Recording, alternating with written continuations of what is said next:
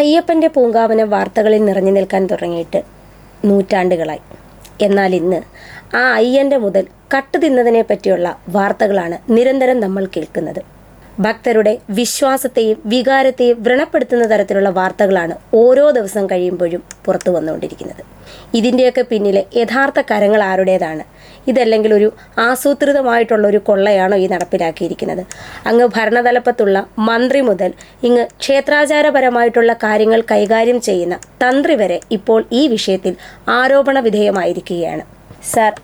Sir ഒരു നിഷ്പക്ഷമായിട്ട് കാര്യങ്ങളെ വീക്ഷിക്കുന്ന ഒരു വ്യക്തിയാണ്. അപ്പോൾ ഈ വിഷയത്തെക്കുറിച്ച്, ശബരിമല സ്വർണ്ണക്കൊള്ളയുമായിട്ട് ബന്ധപ്പെട്ട ഈ വിഷയത്തെക്കുറിച്ച് സാറിൻ്റെ ഒരു കാഴ്ചപ്പാട് എങ്ങനെയാണ്? ഞാനിതിന് മുമ്പൊരു വീഡിയോ ചെയ്തപ്പോൾ ഞാൻ പറഞ്ഞിരുന്നു, അതായത് ഇന്ന് ഈ ഭക്തിയുടെ നടത്തിപ്പ് അത്തരം സംഗതികളൊക്കെ ഒരു നുണയായി മാറിക്കൊണ്ടിരിക്കുന്ന ഒരു കാലത്താണ്. ഏത് മതവിഭാഗത്തിൻ്റെതായാലും, അതായത് കുറച്ച് നിരപരാധികളായ മനുഷ്യർക്ക് അവരുടെ ഉള്ളിൽ നിഷ്കളങ്കമായ ഭക്തി ഉണ്ടെങ്കിലും ഇത് കുറച്ചുകൂടെ അധികാര സ്ഥാനത്തോടും അങ്ങോട്ട് ചേർന്നൊക്കെ വരുമ്പോഴേക്ക് ഇതിന് വേറെ പലതരത്തിലും രൂപത്തിലുമൊക്കെയാണ് ഇത് പോയിക്കൊണ്ടിരിക്കുന്നത്. ഇതുപോലെയുള്ള സ്ഥലങ്ങളിലെല്ലാം, ഈ വരുമാനം അമിതമായി ഉണ്ടാകുന്ന സ്ഥലങ്ങളിലെല്ലാം ആ വരുമാനം കൈകാര്യം ചെയ്യപ്പെടുന്ന ചില കോക്കസുകളുണ്ട്.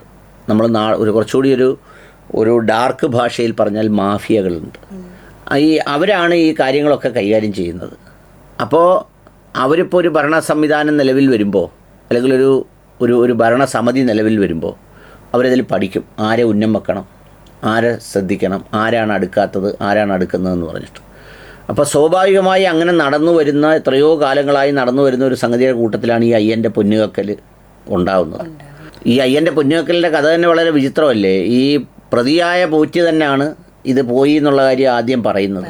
അവിടുന്ന് അങ്ങോട്ട് തുടങ്ങി ഇത് മുന്നോട്ട് പോകുമ്പോൾ എൻ്റെ ഉള്ളിൽ വ്യക്തതയല്ല വരുന്നത്, എൻ്റെ ഉള്ളിൽ കുറച്ചുകൂടി സംശയങ്ങളാണ് ഇത് മൂലം ഉണ്ടാകുന്നത്. പക്ഷേ ഇന്ന് ഞാൻ കണ്ടൊരു കാര്യം, ഈ തന്ത്രി കണ്ഠരര് രാജീവരെ അറസ്റ്റ് ചെയ്തപ്പോഴത്തേക്ക് നല്ലൊരു ശതമാനം സംഘികളും നല്ലൊരു ശതമാനം കമ്മികളും വല്ലാത്ത ആഹ്ലാദത്തിൽ ഇങ്ങനെ ആഹ്ലാദിച്ച് അർമാദിക്കുകയാണ്.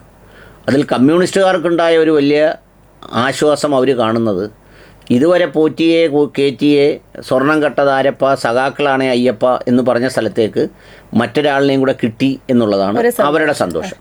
പക്ഷേ ആ കിട്ടൽ കൊണ്ട് കാര്യമില്ല. എന്താണെന്ന് വെച്ചാൽ അദ്ദേഹത്തിൻ്റെ റിമാൻഡ് റിപ്പോർട്ട് ഞാൻ വായിച്ചു നോക്കിയപ്പോൾ, അദ്ദേഹത്തിൻ്റെ അറസ്റ്റ് നോട്ടീസിൽ വന്ന വാർത്തകൾ വായിച്ചു നോക്കുമ്പോൾ അദ്ദേഹം ആചാരലംഘനം നടത്തിയെന്നും മൗനാനുവാദം നൽകിയെന്നുമേ പറയുന്നു. 2019 മുതൽ ആചാരലംഘനം നടത്തിയെന്നാണ് പറയുന്നത്. ആചാരലംഘനം എന്ന് പറയുന്നത് SITയുടെ ആചാരലംഘനം നടക്കുമ്പോഴാണ് അതിന് നമ്മളെന്താ ഈ പരിഹാരക്രിയകൾ ചെയ്യുന്നത്. ഈ ക്ഷേത്രങ്ങളിലൊക്കെ ആചാരലംഘനങ്ങൾ നടക്കാറുണ്ട്. ചില സ്ത്രീകൾ അമ്പലത്തിൽ കയറിക്കൂടാ എന്ന് പറയുന്ന ദിവസങ്ങളിൽ കയറുക, പിന്നെ അമ്പലക്കുളം അങ്ങനെ ആവുക എന്നൊക്കെ പറഞ്ഞല്ലേ പ്രശ്നം നടത്തി വെച്ച് അതിൻ്റെ പരിഹാരക്രിയ കാണുന്നത്. അപ്പോൾ ആചാരലംഘനത്തിന് പരിഹാരക്രിയയാണ് കാണേണ്ടത്. അത് കുറ്റകൃത്യമാവുന്നത് എങ്ങനെയെന്ന് എനിക്കറിയില്ല, ഒന്നാമത്തെ കാര്യം. രണ്ടാമത്തെ കാര്യം വരുന്നൊരു കാര്യം, പുള്ളി മൗനാനുവാദം നൽകി എന്നാണ് പറയുന്നത്. പുള്ളിയുടെ ഒരു ഡയറക്റ്റ് ഇൻവോൾവ്മെൻറ്റ് അവർ എസ്റ്റാബ്ലിഷ് ചെയ്ത് പറയുന്നില്ല. പക്ഷേ ഇതിപ്പോൾ പുള്ളി അതിലേക്ക് വന്നപ്പോഴേക്ക് ഇവർക്കെല്ലാവർക്കും ഇഷ്ടമായെന്ന് മാത്രമല്ല, BJPക്കാരിൽ കുറേ പേർക്കുണ്ടാകുന്ന സന്തോഷം എന്താണെന്ന് വെച്ചാൽ, ഈ രാഹുൽ ഈശ്വർ കുറേ നാളുകളായി ഒരു വലതുപക്ഷ ലൈനിൽ നിന്നൊരു വ്യതിയാനമുണ്ട്. അതായത് ഒരു സംഘി അല്ലെങ്കിൽ സംഘപരിവാർ അതിൽ നിന്നൊന്നും മാറി പുള്ളി സംഘപരിവാറിൻ്റെ വിദ്വേഷ രാഷ്ട്രീയത്തെയൊക്കെ എതിർക്കുന്നുണ്ട്. അപ്പോൾ അദ്ദേഹത്തിൻ്റെ അടുത്ത ബന്ധുവാണല്ലോ ഇദ്ദേഹം.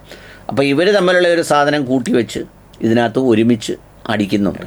അപ്പോൾ അതുകൊണ്ട് ഞാൻ ഇപ്പോഴത്തെ ഘട്ടത്തിൽ ഈ ഇദ്ദേഹത്തിൻ്റെ ഇൻവോൾവ്മെൻറ്റ്, തന്ത്രി കണ്ഠരര് രാജീവർ എന്ത് ചെയ്തു എന്നുള്ളത് ഞാനിപ്പോൾ പറയുന്നില്ല.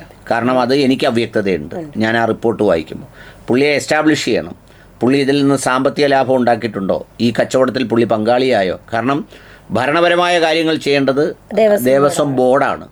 ഇദ്ദേഹത്തിന് ആചാരപരമായ കാര്യങ്ങളിലുള്ള ഉത്തരവാദിത്തം മാത്രമേ ഉള്ളൂ. പിന്നെ ഈ ഒരു കാര്യം വരുമ്പം തന്ത്രി കണ്ഠരര് മോഹനര് പണ്ട് പിന്നെ ഫ്ലാറ്റിൽ പോയി ഏതോ സ്ത്രീകളുമായി ബന്ധപ്പെട്ടു എന്നൊക്കെ പറയുന്ന സംഗതിയൊക്കെ പറഞ്ഞത്, അതൊക്കെ പറഞ്ഞു കുടിക്കെന്നും പറയുന്നുണ്ട്. അത് മാത്രമല്ല, അതൊക്കെ മനുഷ്യ സഹജമാണ്.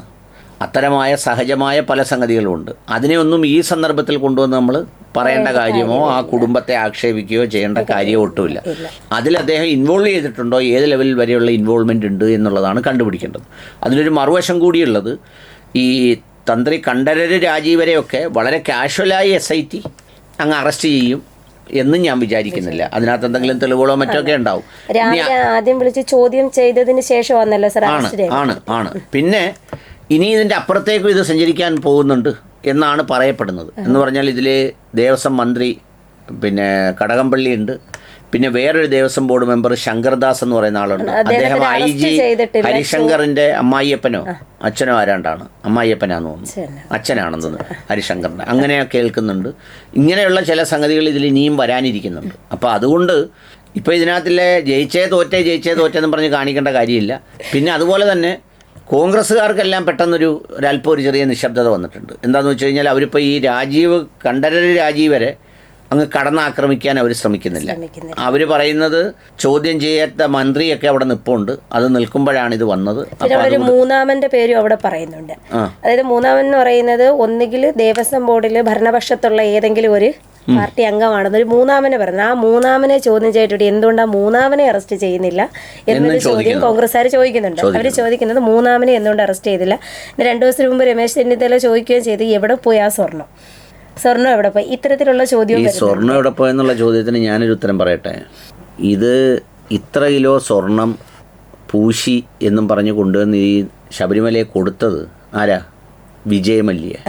അയാളൊരു ഭൂലോക കള്ളനാ ആണല്ലേ? അതെ, തീർച്ചയായിട്ടും. നാട് മൊത്തം പറ്റിച്ചുകൊണ്ട് പോയിരിക്കുന്ന ആളാണ്. അപ്പോൾ ഒരു ഗമയ്ക്കും പേരിനും വേണ്ടി ഞാൻ ഇതിനകത്ത് 8 കിലോ സ്വർണം പൂശി എന്ന് പറഞ്ഞാൽ ഇത് പൂശിയതിന് ഇത്രയും കിലോ സ്വർണം ഉണ്ടോ എന്നുള്ളതിന് ആരും ഉത്തരവാദിയൊന്നുമില്ല. അപ്പോൾ ഇത് എടുത്തുകൊണ്ട് പോയാൽ ചിലപ്പോൾ 8 ആകാം, ചിലപ്പോൾ 1 കിലോ ആകാം. ഞാൻ ഡിഫറൻസ് പറഞ്ഞത്.